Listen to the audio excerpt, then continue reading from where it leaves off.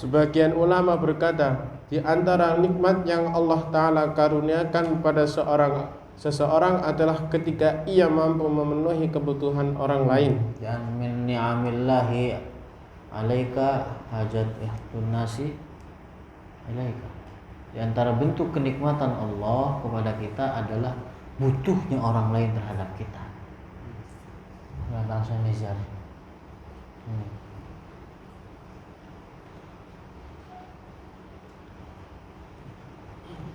Terus Sayyidah Zubaidah, istri Khalifah Harun ar-Rasyid, telah merintis perbuatan mulia karena Allah Ta'ala. Beliau telah mengalirkan air ke tanah Arafah. Dikisahkan bahwa beliau bermimpi bahwa dirinya dikelilingi banyak orang. Lalu mimpi ini diceritakan kepada seorang yang alim ahli tafsir mimpi. Maka alim tersebut memerintahkan kepada Sayyidah Zubaidah untuk membuat suatu amal saleh yang dapat bermanfaat bagi orang banyak. Akhirnya beliau membuat proyek aliran air dari tempat yang sangat jauh menuju ke tanah Arafah untuk orang-orang yang tengah ibadah haji dan lainnya. Hingga sekarang aliran air tersebut masih ada. Seandainya tidak ada aliran air tersebut, maka akan banyak orang kesulitan saat mengerjakan haji. Di zaman dahulu, para istri penguasa banyak yang membuat suatu amal yang bermanfaat bagi banyak orang. Sementara di zaman sekarang, kebanyakan mereka hanya berlomba untuk membangun istananya sendiri sambil flexing.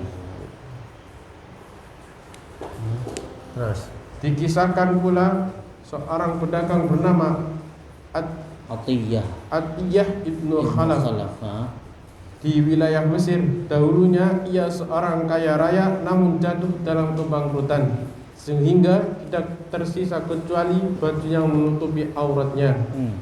Suatu ketika di hari Asyura, beliau sholat subuh di Masjid Amr bin As. Kemudian beliau berdoa. Masjidnya sampai sekarang itu Masjid Amr bin As di Mesir. Kemudian beliau berdoa dan diaminkan banyak orang. Beberapa saat kemudian datanglah seorang perempuan dengan anak-anaknya. Terus ia berkata kepada Atiyah, "Wahai Tuan, bisakah Anda ulurkan sedikit pemberian sehingga aku dapat memberi makan anak-anakku? Ayah mereka telah meninggal dan ia tidak meninggalkan sesuatu apapun. Aku seorang syarifah, pemilik garis keturunan dari Rasulullah, dan aku tidak memiliki siapapun yang dapat aku tuju." Paham itu. Jadi Atiyah berdoa di masjid tersebut sehingga banyak orang di belakangnya yang mengamininya. Kemudian setelah itu datang kepada beliau seorang perempuan dengan anak-anaknya meminta sesuatu agar bisa memberikan makan terhadap dirinya dan anak-anaknya itu. Terus apa yang terjadi? Padahal Atiyah itu udah jatuh kepada kebangkrutan. Tadinya kaya raya tapi jatuh kepada kebangkrutan, tidak tersisa apapun kecuali pakaian yang dipakai itu. Terus Atiyah berkata dalam hatinya, "Aku pun tidak memiliki apapun kecuali baju yang aku pakai ini." Bingung. Dia juga bingung mau ngasih apa gitu kan. Saya tidak punya apapun kecuali baju yang saya pakai ini. Lalu ia berkata kepada perempuan tersebut, "Ikutlah bersamaku agar aku bisa memberikanmu sesuatu." Tapi meskipun demikian, ikut bersamaku agar aku bisa memberikan sesuatu. Terus Atiyah membawa perempuan tersebut ke rumahnya. Ketika sampai di depan pintu rumah, ia memerintahkan perempuan tersebut untuk menunggu di luar. Atiyah masuk ke dalam rumahnya, lalu melepaskan pakaian yang ia pakai, menggantinya dengan pakaian basah yang ia miliki. Lalu memberikan baju yang telah ia kenakan tadi dari lubang pintu rumahnya. Perempuan tersebut berterima kasih sambil berkata, semoga Allah Ta'ala memberimu pakaian surga. Didoakan. Nah, terus Setelah itu Atiyah menutup pintu rumahnya. Dalam rumah ia habiskan waktunya dalam ibadah kepada Allah Ta'ala hingga tengah malam dan ia tertidur. Dalam tidurnya Atiyah bermimpi melihat banyak bidadari yang sangat cantik. Ia tidak pernah melihat siapapun wanita secantik mereka sebelumnya. Mereka membawa sebuah apel yang wanginya memenuhi bumi dan langit. Di antara bidadari tersebut memberikan apel itu kepada Atiyah, dan ketika apel itu dibelah maka keluarlah darinya suatu pakaian yang tidak dapat tertanding keindahannya oleh dunia dan segala isinya sekalipun. Lalu bidadari tersebut memakaikan pakaian itu kepada Atiyah, kemudian duduk di sampingnya. Atiyah berkata, engkau siapa? Bidadari itu menjawab, aku istrimu nanti di surga. Atiyah bertanya, bagaimana aku mendapatkan ini semua? Maka dikatakan kepadanya, dengan doa seorang janda miskin dan anak-anak yatim yang engkau telah berbuat baik kepada mereka di hari kemarin. paham itu ceritanya. Jadi mendapatkan mimpi, kabar gembira dari mimpi yang dilihatnya itu adalah karena perbuatan baik yang dilakukan kemarin, karena sebab memberikan lusuh pakaian bekas yang diberikan kepada janda dan anak-anak yatim. Allah. Paham itu ceritanya? Cowok.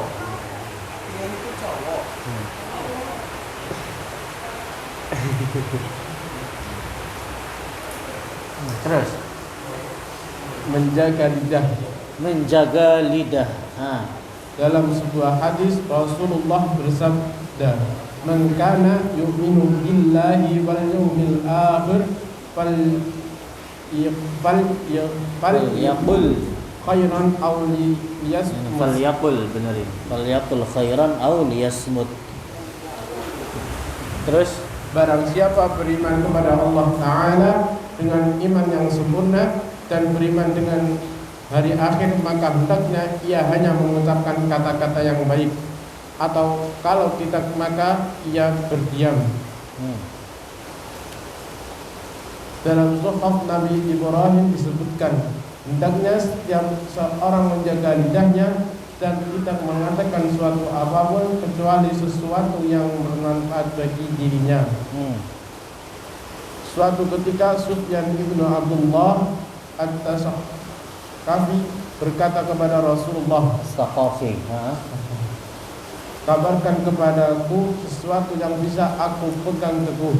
Maka Rasulullah menjawab, ucapkan olehmu, aku beriman kepada Allah Ta'ala, dan kemudian hendaklah engkau istiqamah. Lalu aku bertanya kembali, apa yang harus aku waspadai dari diriku? Maka Rasulullah berkata, ini, sambil menunjuk ke arah lidahnya. Jadi lidah adalah sesuatu yang harus diwaspadai dari diri kita. Terus Betapa banyak orang di zaman kita ini yang tidak mengamalkan paruh akhir dari hadis di atas. Oleh karena hawa nafsu hanya membawa seseorang untuk berbicara yang tanpa berpikir apa akibatnya. Apakah senantiasa terlintas dalam benak kita sebelum berbicara apapun, apa akibat yang akan aku raih kelak di akhirat? jadi pikir dulu tuh kalau mau ngomong. Saya kalau ngomong perkataan ini, apa yang saya peroleh ketika kelak di akhirat? Kebaikan atau keburukan? Kebaikan, lanjutin omongannya. Kalau keburukan, ya udah berhenti, stop. Jangan banyak ngomong sana sini, mendengar, merasa ada suatu kesalahan. Aduh, tadi saya ngomong apaan ya? Orang keblinger. Terus atau apa akibatnya di dunia ini sebelum di akhirat nanti. Sebelum ke akhirat ya mikir di dunia ini lo kelak apa ini? Apa ini konsekuensinya kalau saya ngomong perkataan seperti ini di dunia? Karena itu Rasulullah mengatakan bahwa yang paling dia khawatirkan dari seorang itu adalah lisannya. Oleh karena itu maka menjaga lidah adalah perkara yang sangat penting. Sungguh ada banyak orang di akhirat nanti yang celaka karena sebab lidahnya. Karena berbicara itu sangat mudah. Setiap orang bisa mengucapkan apapun yang ia inginkan. Oh, begitu. Orang kalau ngomong apapun bisa. Apalagi kalau urusannya dengan agama. Yang kagak pernah ngaji pun bisa itu ngomong. Sok aja ajukan pertanyaan-pertanyaan yang berkaitan dengan agama, dijawab meskipun dia kagak tahu. Tapi kalau ditanya tentang sesuatu yang lebih rumit, misalkan sekian kali sekian berapa, dia kalau nggak tahu nggak bakal ngejawab, saya nggak tahu. Atau ditanya sesuatu yang berkaitan dengan apapun itu selain ilmu agama dan dia tidak tahu, dia akan menjawab nggak tahu. Tapi kalau yang ditanyain urusan agama, sekalipun kagak tahu pasti jawab. Begitu kalau orang yang kagak takut pada Allah. Dan betapa banyaknya orang atau bahkan yang mengaku ustadz sekalipun atau yang mengaku mamah sekalipun nonjol di TV, muncul di TV, setiap pertanyaan yang diajukan jawabannya dijawab. Nggak pernah saya jawab nggak tahu, itu saya nggak pernah. Saya nggak tahu, nggak pernah kayak ngomong begitu itu. Pertanyaannya model apapun, ada jawabannya. Itu kalau mamah-mamah di TV begitu. Yang disebut ustadzah, disebut ustadz, ada banyak begitu. Lebih parah lagi, ada sebagian orang yang mengatakan menurut pendapat saya. Itu orang kagak tahu malu. Itu orang kagak tahu malu. Siapa dia? Mujtahid Imam Syafi'i apa mengatakan menurut pendapat saya. Ini orang mujtahid apa sekelas Imam Syafi'i, sekelas Imam Malik berani mengatakan menurut pendapat saya. Hukum ini adalah begini. Itu orang nggak tahu malu. Banyak, subhanallah. Terus. Tetapi ingat, kebanyakan permusuhan antara sesama disebabkan oleh lidah. Bahkan hingga kekufuran juga banyak terjadi karena lidah.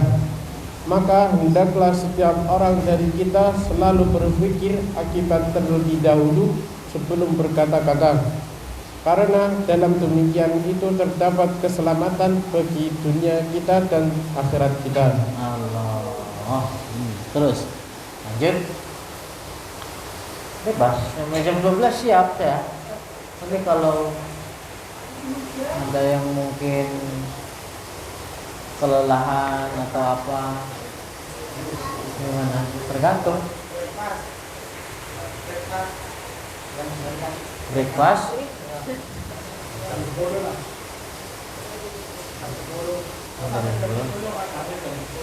Boleh. Ya udah, lanjut.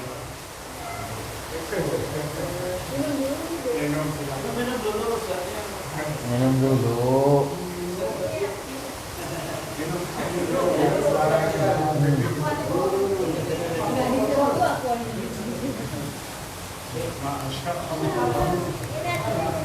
Nih.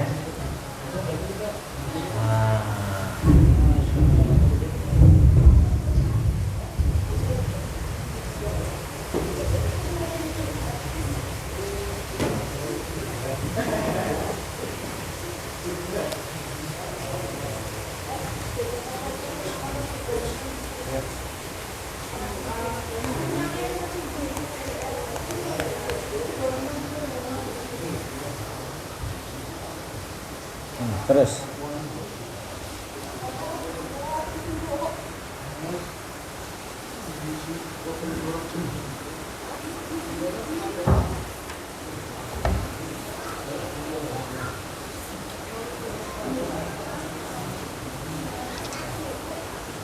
Terus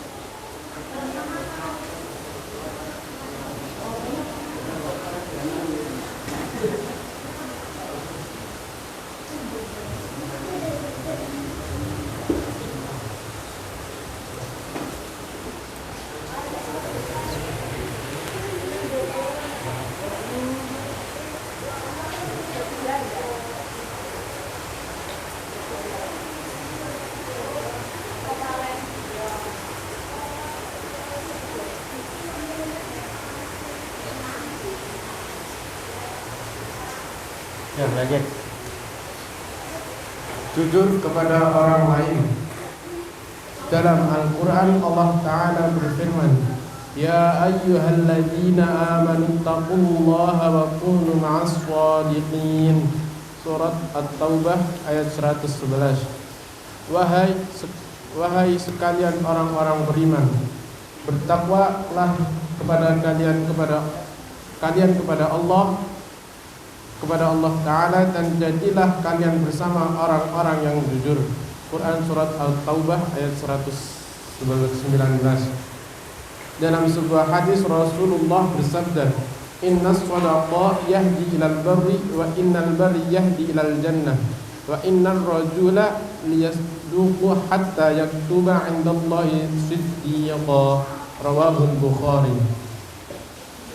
Sesungguhnya kejujuran itu menunjukkan ke dalam kebaikan, dan sesungguhnya kebaikan itu menunjukkan ke jalan surga.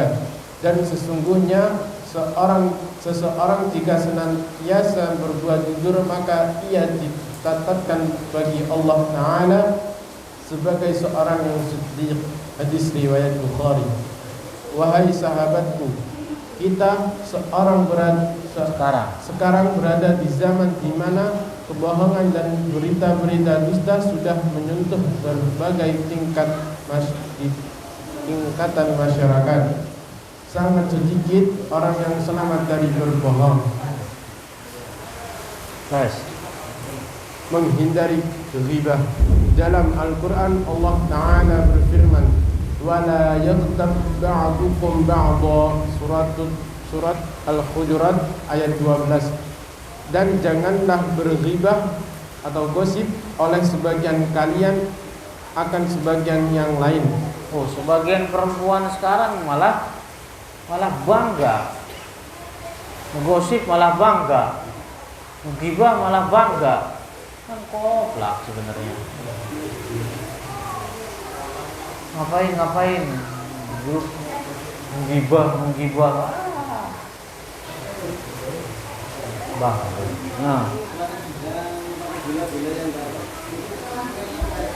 terus dalam sebuah hadis Rasulullah menjelaskan besarnya dosa ghibah seperti dosa perbuatan riba. Ghibah adalah apabila engkau menyebutkan saudaramu sesama muslim menyangkut perkara apapun terkait dirinya yang saudaramu itu tidak suka untuk dibicarakan di belakangnya. Karena menyebut keburukan sesama muslim di hadapannya dengan cara caci maki atau menyakitinya dengan perkataan adalah haram. Maka demikian pula di belakangnya. Dan ketika menjelaskan saudaramu sesama muslim di belakangnya dengan sesuatu yang tidak ada pada diri muslim tersebut, maka demikian itu disebut dengan buhtan. Dan dosa buhtan lebih besar daripada dosa riba.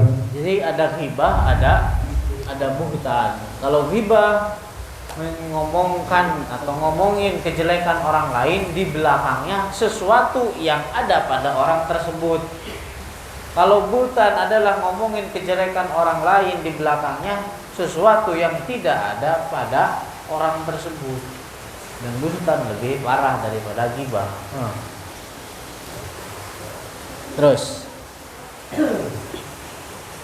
hindari adu domba dan menakuti orang muslim. dalam sebuah hadis Rasulullah bersabda, la yadkhulul jannata nammamun, rawahu Bukhari. Tidak akan masuk surga bersama orang-orang yang terdahulu masuk surga, maka orang yang suka mengadu domba. Hadis riwayat Bukhari. Artinya tidak akan masuk surga bersama orang-orang awal yang terlebih dahulu masuk di dalamnya. Namimah adalah memindahkan perkataan kepada orang lain dengan tujuan agar terjadi permusuhan di antara mereka, baik tujuan tersebut terhasilkan atau baik, dan pelakunya disebut dengan namam. Adapun yang dimaksud dengan menakut-nakuti seorang muslim adalah seperti dengan memberitahukan keberadaan seorang muslim kepada orang yang zalim, dengan tujuan supaya orang zalim tersebut mencelakainya, seperti akan membunuhnya atau yang lainnya.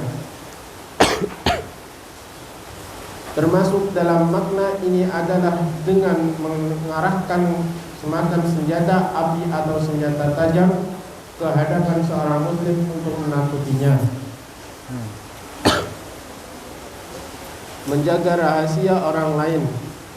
Sebagian para pemuka mengatakan sudurul ahrari kuburul asrar. Ini diantara apa ya, tulisan yang menggantung juga di rumah saya. Tulisan begini, sudurul ahrar kuburul asrar.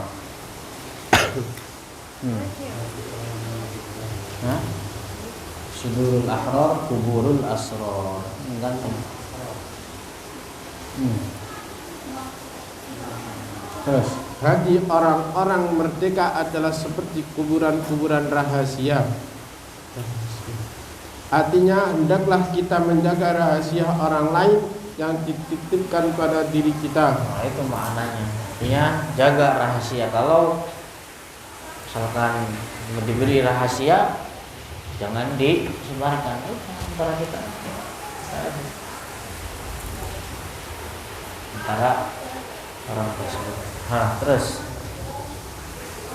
diriwayatkan dari Abdullah bin Umar bahwa Hafsah putri Umar menjanda, maka Umar berkata, aku akan temui Utsman dan akan aku menawarkan kepadanya untuk menikah Hafsah. Tuh, jadi Hafsah itu putrinya Umar, ditinggal meninggal oleh suaminya. Kemudian Umar selaku ayah gitu pengen menikahkan kembali putrinya dengan menawarkan kepada Sayyidina Utsman. Terus maka Umar berkata kepada Utsman, jika engkau mau maka aku akan menikahkan engkau dengan Hafsah binti Umar. Utsman menjawab, aku akan pikirkan terlebih dahulu. Terus setelah beberapa malam berlalu, Utsman datang menemui Umar. Ia berkata, telah jelas bagiku bahwa sementara saat ini aku tidak akan menikah lagi. Artinya apa? Umar berkata bahwa dirinya tidak mau menikah lagi. Terus kemudian Umar menemui Abu Bakar dan berkata kepadanya, jika engkau ingin maka aku akan menikahkan Hafsah binti Umar kepadamu. Namun Abu Bakar hanya terdiam dan tidak menjawab sepatah kata pun, hingga Umar merasa tersinggung dengannya dibanding Utsman.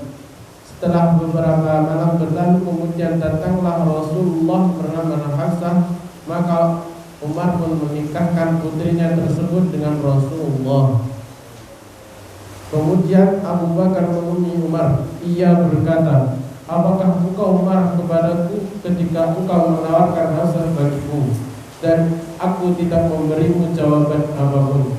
Umar menjawab, iya. Lalu Abu Bakar berkata, sesungguhnya tidak ada sesuatu apapun yang mencegahku untuk menjawab tawaranmu itu kecuali karena aku mengetahui bahwa Rasulullah pernah menyebut namanya. dan aku tidak ingin menyebarkan rahasia Rasulullah. Seandainya Rasulullah tidak menikahinya, tentu aku akan menerimanya. Subhanallah, itu cakep banget.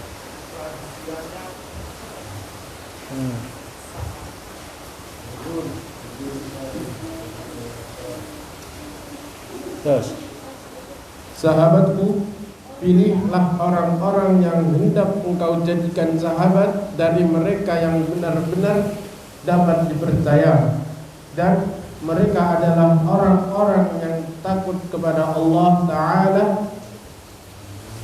Hindari bergaul dengan orang-orang fasik sehingga ia akan menceritakan kefasikannya kepadamu. Juga jangan engkau ceritakan rahasiamu kepada orang fasik sehingga tersebar di kalangan orang-orang yang takut karena Allah Ta'ala. Dari paham itu maksudnya? Jangan berteman dengan orang fasik. Kenapa ya? Karena mereka bisa saja menceritakan kefasikannya kepada dirimu. Juga kamu jangan bergaul dengan orang-orang fasik. Kenapa? Karena khawatir keburukan kita disebarkan oleh orang-orang fasik terhadap mereka yang takut kepada Allah. Paham itu maksudnya? Sehingga akhirnya kita dikenal buruk oleh mereka yang takut terhadap Allah. Dari Sayyidah Aisyah berkata, ketika para istri Rasulullah berada di sisi beliau, tiba-tiba datanglah Fatimah, dan cara berjalan beliau sangat mirip dengan cara berjalannya Rasulullah. Fatimah terus. Maka ketika Rasulullah melihatnya, beliau langsung menyambutnya sambil berkata, "Selamat datang wahai putriku." Lalu Rasulullah mempersilahkan Fatimah untuk duduk di samping kanannya atau kirinya. Lalu Rasulullah membisikkan sesuatu kepadanya, dan tiba-tiba Fatimah menangis. Ketika kesedihan putrinya tersebut, kemudian sekali lagi Rasulullah membisikkan sesuatu kepadanya, dan tiba-tiba Fatimah tertawa. Aisyah bertanya kepada Fatimah, sesungguhnya Rasulullah telah memberikan keistimewaan kepadamu dengan membisikkan suatu rahasia di hadapan para istri beliau hingga kamu menangis sedih. Maka setelah Rasulullah meninggalkan tempat itu, aku bertanya kepada Fatimah, apa yang dikatakan Rasulullah kepadamu? Fatimah menjawab, sungguh aku tidak ingin menyebarkan rahasia Rasulullah. Dan setelah Rasulullah meninggal dunia, aku Aisyah kembali bertanya kepada Fatimah, aku bertekad menanyakan kepadamu demi kedudukanku di sisimu tentang apa yang telah dibisikkan oleh Rasulullah dahulu kepadamu, di mana waktu itu engkau tidak mau menjelaskan kepadaku. Fatimah menjawab, adapun sekarang setelah Rasulullah wafat, maka aku dapat memberitahukannya kepadamu. Dahulu ketika Rasulullah membisikkan sesuatu yang